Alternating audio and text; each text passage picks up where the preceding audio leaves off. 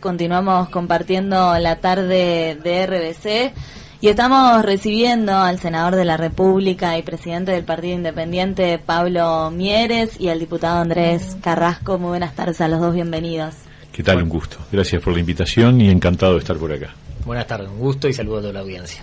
Bueno, cuéntanos un poco cómo viene esta recorrida por Maldonado. Sabemos que andan desde bastante temprano recorriendo el departamento. Sí, le armamos una agenda nutrida al senador, tratando de visitar todas las ciudades del departamento y bueno, un poco cumpliendo no solo con los medios sino también con distintos emprendimientos de la zona. Hoy recorrimos la zona de Pan de Azúcar, estamos recorriendo Piriápolis y bueno, en la tarde vamos a estar nuevamente en Maldonado en la nochecita con una reunión en nuestro local de Maldonado en la calle Román Guerra 736.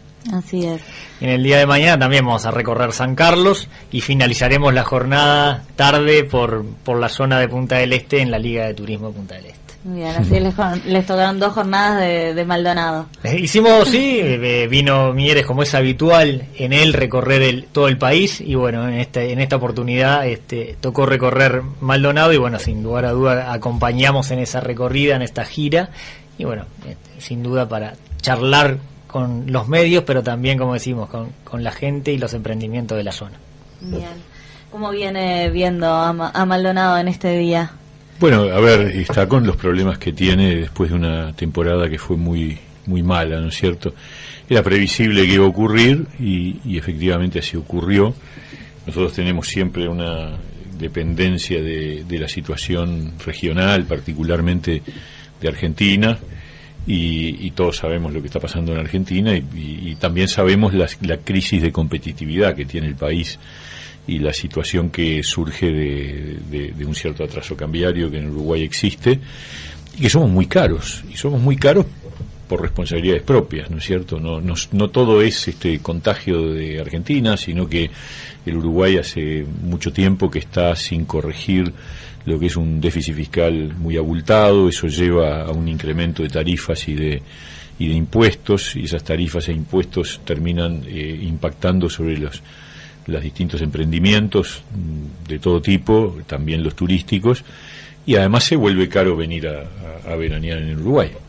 Entonces, lo que yo veo hoy en Maldonado es un problema de empleo muy agudo, y el problema de empleo no tiene que ver solo con el cierre de empresas de porte mediano, sino también con las pequeñas microempresas, las unipersonales, los pequeños comercios. Acá ha habido todo un impacto en cadena, digamos, que tiene una peculiaridad en el caso del departamento de Maldonado por la afectación que el turismo genera sobre la zona, ¿no? Entonces veo eso, veo además que esa situación está también expandida en el conjunto del país, no solo en el departamento de Maldonado. Y por eso nosotros decimos que es necesario cambiar, que tenemos que cambiar la política económica, tenemos que cambiar el problema del rol del Estado. Hay que hacer una reforma del Estado muy importante para permitir aflojar la presión sobre los que producen la riqueza, que son los empleadores, son los emprendedores, es la gente que genera trabajo. Entonces, porque para recuperar el trabajo hay 2 maneras. Una, la mágica. Voy a crear 100.000 puestos de trabajo. No sé si te suena de algún candidato. Y la otra es la auténtica, que es para generar puestos de trabajo, la máquina económica tiene que funcionar y para eso hay que tomar decisiones desde el punto de vista de la reforma del Estado, la reducción del déficit y la reducción de los costos sobre el aparato productivo. Y ahí surge el empleo, ¿no? Hablaba un poco del turismo y de cómo fue afectado Maldonado en ese sentido. También tuvimos un gran problema ambiental, sí. Fueron las cianobacterias, ¿no? Durante toda esta temporada que perjudicaron las playas y también la llegada de turistas. ¿Eso lo tiene en cuenta? ¿Cómo no? Ese es un problema además que nos preocupa enormemente porque la situación de la temporada, desde el punto de vista económico, puede mejorar, puede variar. La pregunta es qué pasó con esto de la cianobacteria. Yo creo que lo primero es identificar un buen diagnóstico, sin tirar pelotazos, sin cobrar el grito, sin generar respuestas inmediatas, con poca investigación. Me parece que la clave acá es generar un diagnóstico correcto. Por otra parte, yo creo que tenemos un problema difícil de controlar por nosotros mismos, porque si efectivamente el problema de las cianobacterias tiene que ver con el proceso de materia orgánica que se viene diluyendo en los cursos de agua, en los cursos de agua dulce que desembocan en el Río de la Plata, el 80% del vertido sobre el Río de la Plata no proviene de Uruguay, proviene de nuestros países vecinos, de Argentina, Paraguay y Brasil. Por lo cual, resolver este problema, que tiene que ver con regulaciones estrictas en toda la cuenca del Río de la Plata, no es fácil, porque tenemos que lograr que los vecinos, algunos de ellos más poderosos que nosotros, y donde difícilmente el Mercosur juega un papel realmente significativo, podamos lograr esos acuerdos. Creo que hay que trabajar en esa línea. Por otro lado, es verdad que estos fenómenos tienen también la concurrencia de una cierta situación climática, que en este año se dio con particular peculiaridad. Entonces, no necesariamente todos los años se va a repetir el mismo escenario. Es probable que haya habido una situación excepcional, pero es un aviso, es una alerta, y yo creo que nosotros deberíamos hoy estar planteando en el Mercosur la problemática. No veo al gobierno preocupado por este tema. Yo creo que de todo el problema que acarrió la venida de la cianobacteria, tenemos que tomar lo positivo. Y lo positivo es eso, que nos está dando una señal a atender, una señal a que de futuro hay que atender a una situación que se genera y que hay que controlarla, porque es la vida del departamento. Ahora, también se generaron dos hechos a nivel ambientales en la zona, muy puntuales, pero que podían haber tenido una trascendencia muy importante, que son los derrames en la boya petrolera. Sí. Y eso es un debe que tenemos en atender y garantizar que no ocurran eventos como los que pasaron, previos o durante la temporada, porque hubieron en 2 meses 2 eventos al respecto. Y tanto el senador como yo presentamos informes y pedidos de informes al respecto, porque nos preocupa el tema y nos parece algo fundamental de atender a futuro y preocuparse, ocupándose realmente de un problema que se genera en este sentido, ¿no? Sí, el tema de la huella petrolera de José Ignacio es un viejo problema que tenemos, riesgo que tenemos, y que obviamente tenemos que resolver de una manera seria y definitiva. Y esto tiene que ver con ANCAP otra vez, y con la puesta al día de los procedimientos tecnológicos, de los avances en materia de incorporación de respuestas y de soluciones para dar garantías de un manejo seguro de una actividad que es en sí muy riesgosa y que en teoría debería estar ubicada en algún otro lugar, ¿no es cierto? No parece muy razonable que el Uruguay tenga la huella petrolera en José Ignacio, ¿no es verdad? Sobre todo porque eso pone en riesgo toda una industria, que es la industria turística, de manera muy significativa. Entonces tenemos estas dos amenazas, y no hay que olvidarse, porque después pasa la temporada y hasta que no viene la siguiente nos olvidamos. No veo al gobierno tomando iniciativa en ninguno de los dos temas, y me preocupa mucho porque, repito, el problema de las cianobacterias implica acuerdos regionales sobre un tema muy delicado, que es el manejo de los distintos compuestos que tienen que ver con el desarrollo del sector agropecuario, agrícola particularmente. Y entonces ponernos de acuerdo en eso, cuando del otro lado están grandes intereses agrícolas que están en pleno proceso de crecimiento y que por lo tanto utilizan distintos componentes que pueden ser agrotóxicos. Bueno, hay que acordar estándares internacionales. Yo creo que estas cosas están estudiadas en el mundo, habría que discutirlas para el Mercosur y aplicarlas, porque además los que corremos riesgo somos nosotros. O sea, acá todos sabemos que la costa argentina, además de tener playas muy malas, las corrientes llevan todo el arrastre de la bajada de los ríos hacia nuestra costa y no hacia la costa argentina. Es un tema histórico, ¿no es cierto? Es por lo mismo que el puerto de Montevideo es mejor que el puerto de Buenos Aires. Entonces, esa misma situación debería preocuparnos a nosotros, porque el impacto de la cianobacteria sobre la costa no es sobre Brasil, ni es sobre Argentina, ni es sobre Paraguay, que no tiene costas, es sobre Uruguay.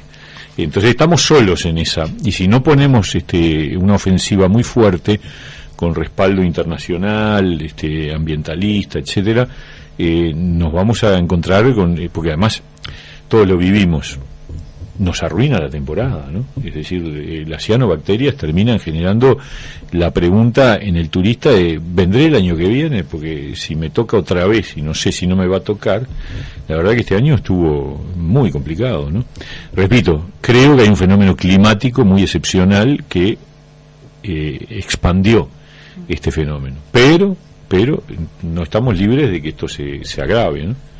Bien, pasando a otro tema y algo mencionaba ya al principio con el asunto trabajo, ¿no? Lo focalizaba en Maldonado precisamente, pero ayer justamente Día de los Trabajadores hubo cadena de radio y televisión y habló allí el ministro de Trabajo y Seguridad Social, Ernesto Murro, y bueno, reconoció que existe un problema con el empleo, habló de 50.000 puestos perdidos en los últimos años, también resaltó que aún así la situación es mejor que la de los gobiernos anteriores del Frente Amplio y que nunca hubo tanta gente trabajando y tan pocos desempleados. ¿Qué opina o qué opinión le merece este comentario en la cadena del día de ayer? Bueno, yo creo que se contesta solo, ¿no? La gente está viviendo una situación de dificultad en el empleo, de riesgo de pérdida de puestos de trabajo y de pérdida efectiva también.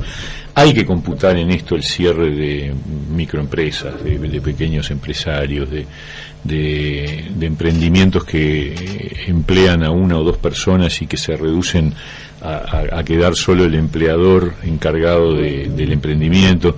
Parece que Murro está muy autocomplaciente, ¿no? Esa es la sensación que tengo. Estamos en año electoral, él tiene que sacar la camiseta para tratar de demostrar que no hay un problema, pero la respuesta está en las encuestas. En las encuestas la gente le preguntan ¿cuál es a su juicio el principal problema? Hasta hace un tiempo la seguridad por lejos. Ahora el empleo está superando el problema de seguridad, y no es porque haya mejorado la seguridad, es porque ha empeorado la situación de empleo. Entonces, me parece que ahí está un poco la respuesta. O sea, tenemos un problema de empleo, tenemos un problema de riesgo de pérdida de puestos de trabajo, y la clave es cómo generamos un dínamo de crecimiento de la economía, porque además ese es el otro problema, que uno mira los indicadores y la economía está frenada, está directamente estancada. Yo no digo que estemos en recesión todavía, aunque técnicamente podríamos decir que estamos muy cerca de una situación recesiva, y yo creo que el gobierno no ha querido, porque poder podía, hincarle el diente a la madre del problema, que es un exceso de gasto público que genera un déficit fiscal muy importante. Fíjate que a fin del año pasado el déficit fiscal era de 3.9 y ahora es 4.5.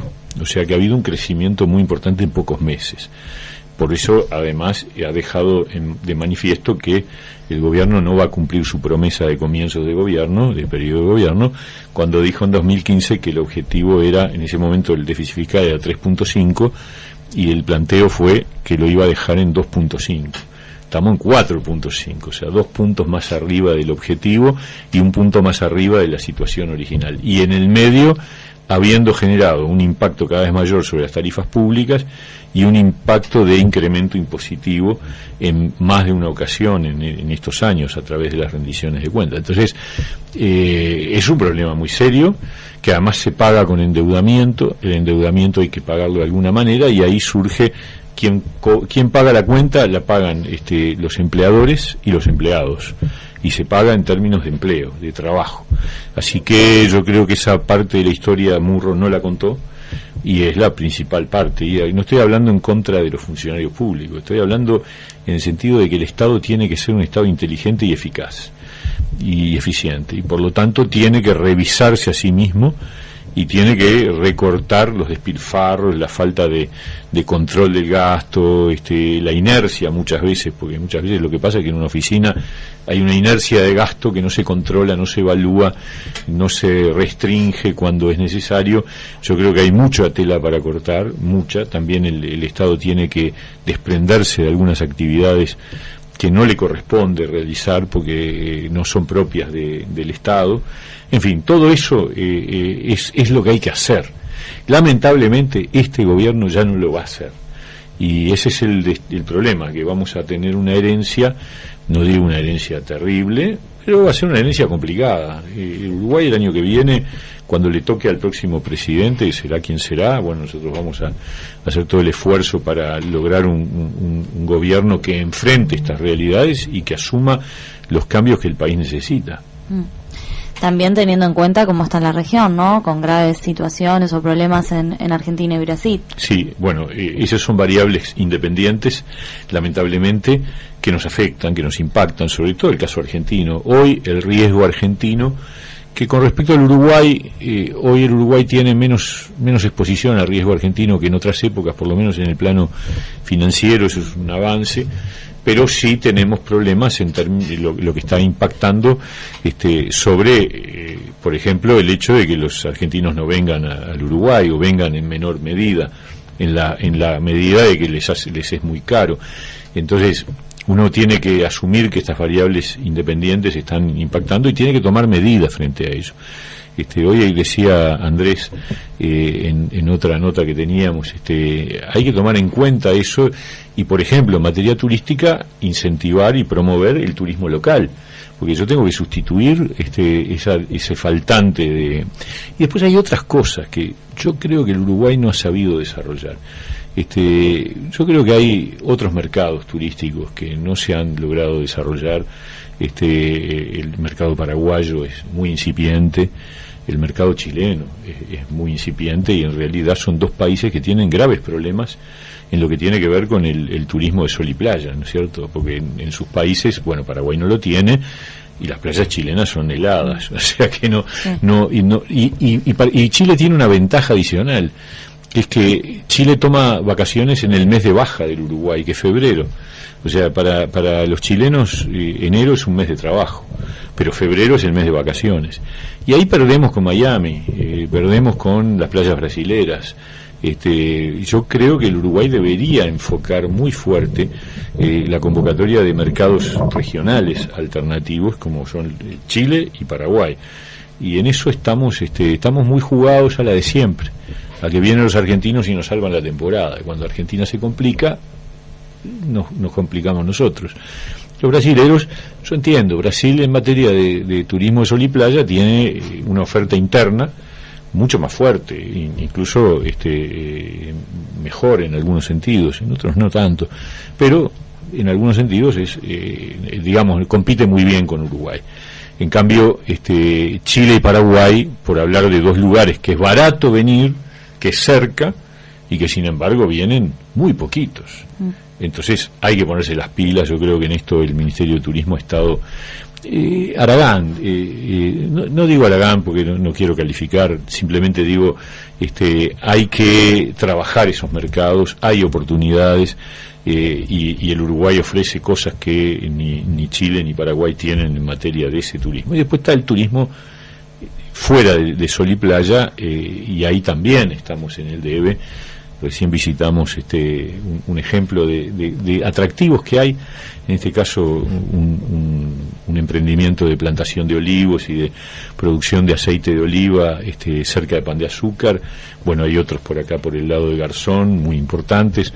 Debemos construir una dinámica que diversifique la oferta turística por fuera de la temporada, porque la temporada además se ha hecho cada vez más corta. Eso es el otro, claro, ha cambiado las normas de trabajo y la gente se toma licencias cortadas, y entonces se toma una parte de la licencia en el verano del sur, pero otra parte en el invierno, y entonces eso hace que la temporada nuestra, que antes era mitad de diciembre a mitad de marzo o a principio de marzo, ahora es segunda mitad de diciembre a fines de enero. Y eso es un sacudón para toda la industria turística, ¿no? ¿Les parece que hacemos una pausa y enseguida volvemos? Cómo no, un gusto. Ya venimos. Estás escuchando La Tarde de RBC, de 16 a 18 horas. Pasan 47 minutos de las 17 horas. Continuamos con el presidente del Partido Independiente, Pablo Mieres, y el diputado Andrés Carrasco. Y bueno, vamos a hablar un poquito del Partido Independiente, ¿no? Y de todo lo que ha sucedido en el último tiempo. Bueno, 2 semanas después de presentar la fórmula presidencial, recordemos que el Partido Independiente se retiró de la alternativa por discrepancias, ¿no? Tan graves fueron los dichos de Selva Andreoli como para disolver la fórmula, digamos. El tema no fueron los dichos en sí, sino el contenido que había sido objeto de un acuerdo político previo. Entonces acá el tema es cuando se quiebran las confianzas, y en política, por órdenes de la vida, la confianza es fundamental para poder caminar juntos. Entonces, y en una campaña electoral es particularmente relevante. Tú tenías por delante 7 meses, ahora quedan 6 para la elección de octubre, y en la primera de cambio se generaba un conjunto de manifestaciones que significaban no cumplir con un acuerdo político que se había establecido, que era no adelantar una opinión sobre qué vamos a hacer en la segunda vuelta. Y no solo lo hace la candidata a vicepresidente de ese momento en varias ocasiones, sino que el propio grupo Navegantes lo anuncia como una decisión institucional. Y cuando le pedimos la posibilidad de una rectificación para volver al cauce del acuerdo, se nos dice que no. Entonces uno dice, bueno, a ver, nosotros no podemos arriesgar toda una historia que el Partido Independiente ha construido, toda una acumulación de apoyos, de responsabilidad, de seriedad, y correr el riesgo de trabajar en una campaña electoral con socios que no son confiables. Entonces preferimos asumir que habíamos cometido un error, que habíamos cometido un error, una equivocación en la decisión de formar parte de este acuerdo político, y lisa y llanamente decidimos retirarnos de ese espacio y continuar nuestro trabajo como partido independiente. Por supuesto, con los otros 2 grupos, a uno de ellos, bueno, los 2 le planteamos la posibilidad de que se pueda mantener un acuerdo ya no de coalición, sino acuerdos bilaterales.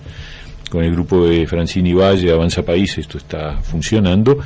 El grupo de Amado está evaluando la situación. Nosotros le planteamos eso. Pero nos parece que era muy importante retomar la identidad del Partido Independiente como un camino propio, y como un camino que es el que la gente que nos ha acompañado siente que está en la línea de nuestra historia, ¿no? Desde Navegantes, dirigido por Esteban Valenti y Selva Andreoli, ¿fueron muy duros con usted? Sí, han dicho cualquier cosa, lo cual me parece que demostró que teníamos razón en haber cortado, porque todo lo que han dicho y todos los ataques y agravios y descalificaciones, etcétera, que han expresado públicamente, prueban que no eran buenos socios, porque esa es una forma de comprobarlo, ¿no es verdad? Nosotros lo hicimos con mucho respeto. No hemos entrado en el debate ni lo vamos a hacer, porque lo que nos importa a nosotros es decirle a la gente qué es lo que hay que hacer con el país y cuáles son los caminos de transformación y qué cosas hay que cambiar en Uruguay para que al Uruguay le vaya bien.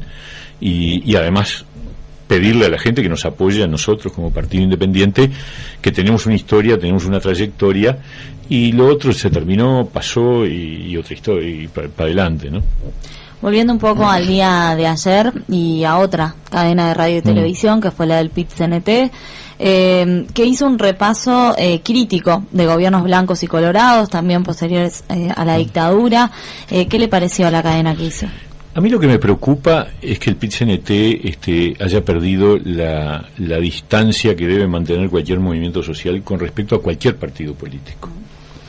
Me parece que resulta muy evidente, muy obvio, la gente se da cuenta a la distancia de que el PIT-CNT y el Frente Amplio están cada vez más simbióticos, es decir, tienen una especie de, alguien decía, es como Superman y Clark Kent, es decir, son las dos personalidades de un mismo ser. Y eso no le hace bien a un movimiento sindical. El movimiento sindical tiene que ser un movimiento representativo de los problemas de los trabajadores. Y esa prédica hablando del riesgo, del cuco, de que vuelvan los partidos tradicionales, y no quiero decir que no haya riesgos, yo creo que hay que discutir cosas con respecto a cuáles son las propuestas de los partidos tradicionales, pero ese énfasis puesto y al mismo tiempo disimulando o obviando los problemas que hoy tienen los trabajadores, porque los trabajadores de hoy, a todos los trabajadores, no solo a los que están sindicalizados, que ese es el otro tema. El PCNT le habla a los suyos son una parte de los trabajadores, los que están sindicalizados, y los que están sindicalizados, para empezar, deja afuera a todos los trabajadores de unipersonales, cuentapropistas, trabajadores de pequeños emprendimientos, que son la enorme mayoría de los trabajadores del país, y en cambio se hacen representativos de los funcionarios públicos, que eso sí están todos sindicalizados, y de sectores de la actividad privada que son particularmente potentes, donde hay sindicatos fuertes, grandes, etcétera. Y aún así, en ese mundo deberían reconocer que hay problemas. Pero no, el miedo que tienen es que si reconocen que hay problemas, eso impacte sobre el voto al Frente Amplio, entonces lo ocultan. Y yo creo que eso quedó en evidencia incluso dentro del propio movimiento sindical, porque el debate que hubo entre entre tres fracciones, dos que son las dominantes en el PIT-CNT, y la otra, que es de una corriente opositora a la conducción del PIT-CNT, reclamando una postura más crítica y reclamando un lugar en la oratoria para hacer expresa esa postura más crítica, y la negativa total, porque había que dar un mensaje único en año electoral, y un mensaje único que era vamos arriba del gobierno actual, porque básicamente es eso lo que vimos. Me parece que le hace mucho daño a la representación de los trabajadores. El movimiento sindical es un actor en una democracia muy importante, demasiado importante como para que deje de cumplir el rol de representatividad que yo creo que es absolutamente imprescindible en un país democrático, ¿no? Cambiamos de tema. Venezuela, ¿no? Tan hablado este tema por estos días. Bueno, ¿qué le parece la situación? Y también al día de hoy los dichos de Mujica que se sumaron a toda esta polémica. La situación de Venezuela es un drama horrible, es una tragedia espantosa. A uno le cuesta, yo visité Venezuela en varias oportunidades, le cuesta a uno reconocer en qué situación está hoy Venezuela después de haber sido un país que incluso en la época en que casi toda América Latina vivía en situación de dictadura, era una isla democrática. Y de hecho en los 80, en los 70 y después también en los 80, Venezuela tuvo, el gobierno venezolano de la época tuvo el valor de romper con la dictadura uruguaya por un problema de derechos humanos. Entonces uno hubiera esperado del gobierno uruguayo la reciprocidad en el sentido de reivindicar el derecho a la libertad, a la democracia y a la protección de los derechos humanos de los venezolanos, ahora que les toca a ellos vivir una situación autoritaria y de un gobierno corrupto, agarrado al poder como una garrapata, y que está llevándose puesto todo el Estado de Derecho. Entonces, nosotros estamos identificados con la lucha de la oposición, con la lucha del pueblo venezolano por recuperar la democracia. Y nos parece que lo que está pasando en Venezuela es eso, es una pulseada entre un dictador arrinconado, aferrado a las Fuerzas Armadas, y del otro lado el pueblo entero con sus representaciones políticas, que son los sectores de la oposición venezolana, peleando por su espacio. Entonces, en ese contexto, los dichos de Mujica son una vergüenza que diga Mujica ante un episodio espantoso, como fue lo que vimos todos, una tanqueta atropellando civiles, peatones que estaban manifestando pacíficamente, y se los lleva puestos, y que Mujica diga el problema es que no hay que pararse delante de una tanqueta, es un bochorno.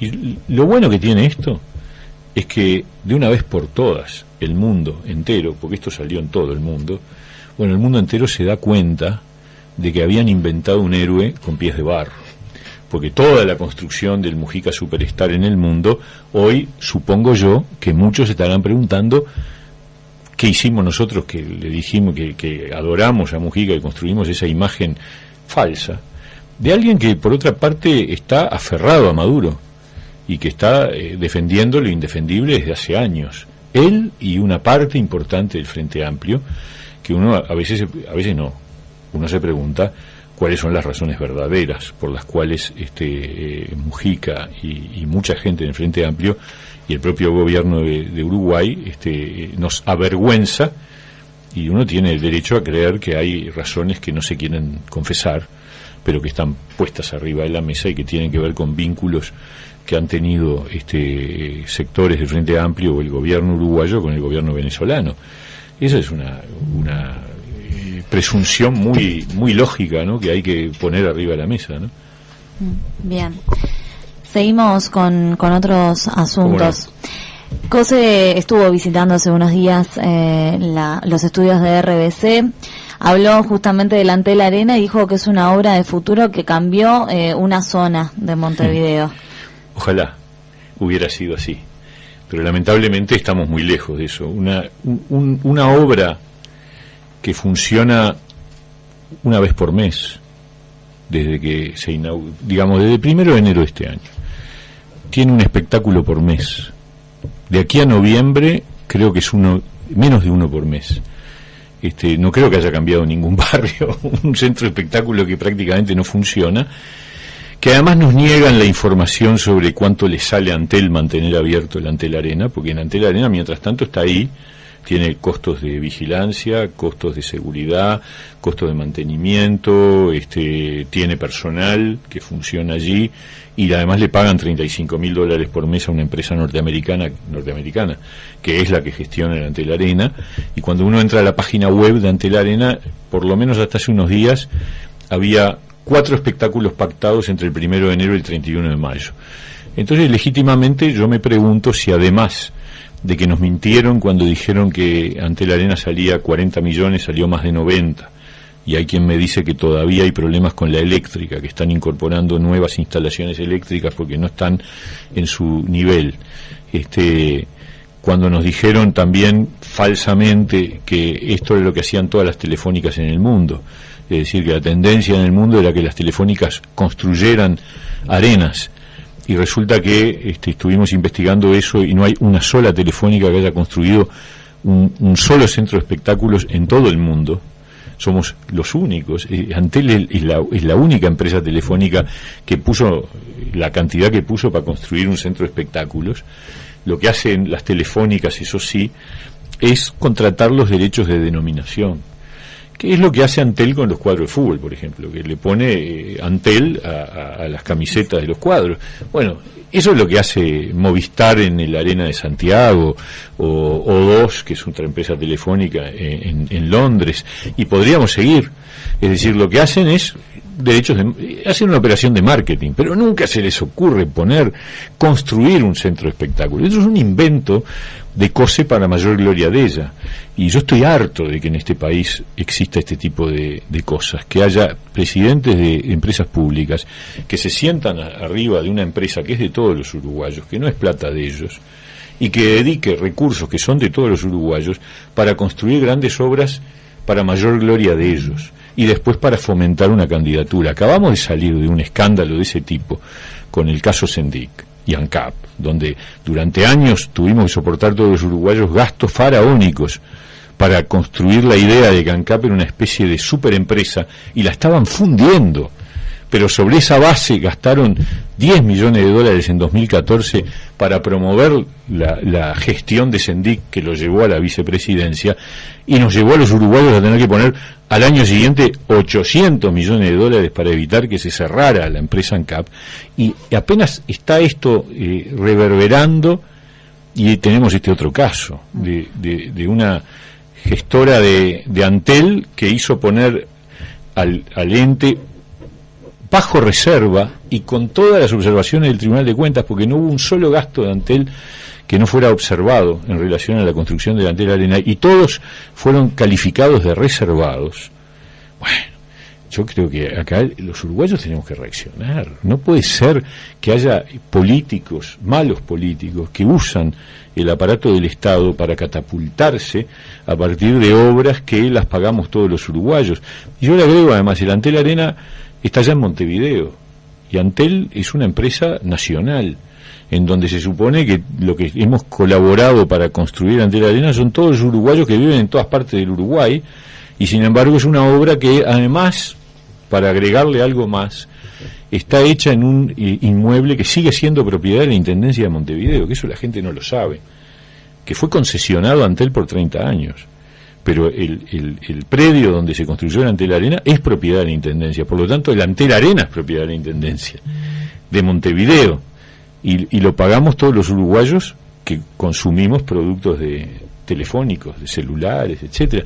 Entonces, la verdad, me parece terrible. Nosotros hemos convocado ahora al directorio de Antel ante la Comisión de Industria para que nos explique por qué nos negaron la información, porque yo temo que no solo quedaron los 90 millones puestos allí, sino que recuperar esa plata es muy dudoso. Yo me pregunto cuál es la viabilidad de este centro de espectáculos en relación a la inversión que se realizó. Cuando lo anunciaron dijeron que se iba a recuperar la inversión en 5 años. El año pasado, cuando nosotros interpelamos a la ministra de Industria, reconocieron que iban a demorar 15 años. Y yo la pregunta que me hago ahora es si no está dando pérdida. Pero no lo sabemos porque ellos ocultan la información. Que eso también es una señal de una cultura de gobierno muy jorobada, que es la cultura del ocultamiento, del secretismo, del gasto reservado, de la opacidad. ¿Fue un capricho? Y tiene toda la pinta, ¿no? Yo creo que la gente tiene que evaluarlo, pero en todo caso fue una cosa muy rara como rápidamente demolieron el cilindro sin evaluar si era viable su reconstrucción, e inmediatamente ella aprovechó la ahora candidata, entonces presidenta de Antel, para hacer el gran anuncio de que Antel iba a hacer la gran construcción, y arrancó. Y hubo frenos, porque en determinado momento, en 2015, cuando empezó el nuevo gobierno, se encontraron con el déficit fiscal de 3,5 puntos. El ministro de Economía planteó el freno de la obra. Y perdió la batalla, como tantas que ha perdido Astori, lamentablemente para el país, y se siguió para adelante.